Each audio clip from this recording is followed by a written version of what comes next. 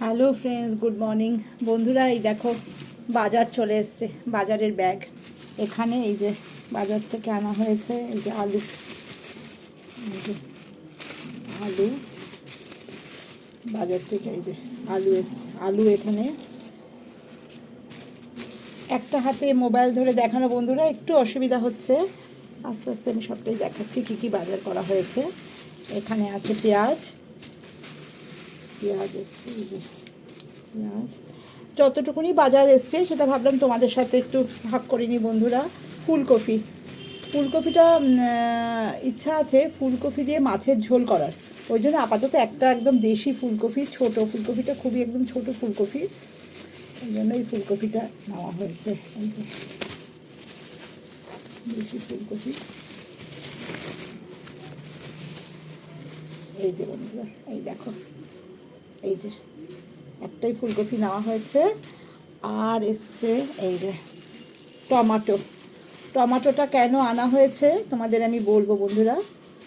টমাটোটা একটুখানি রান্নায় দিতে হবে, কারণ টমাটো আমি খাই না ঠিকই, কিন্তু কিছু কিছু ক্ষেত্রে টমাটোটা খেতে হয়, কিছু কিছু রান্নায় দিতে হয়। আর এখন ডাক্তাররা বলছে টমাটোর গুণাগুণ সম্বন্ধে, যাদের প্রেশার সুগার আছে বলছে টমাটো নাকি তাদের পক্ষে খাওয়াটা খুব উপকারী।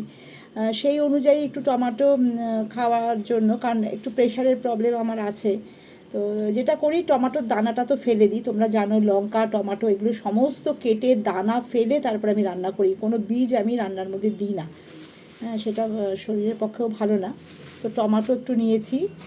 আর এখানে নামা হয়েছে এই যে বন্ধুরা, এই যে পটল, অল্প একদম অল্প একটু পটল, পটল ভাজা করার ইচ্ছা আছে, ওই জন্য অল্প একটু পটল নিয়েছি।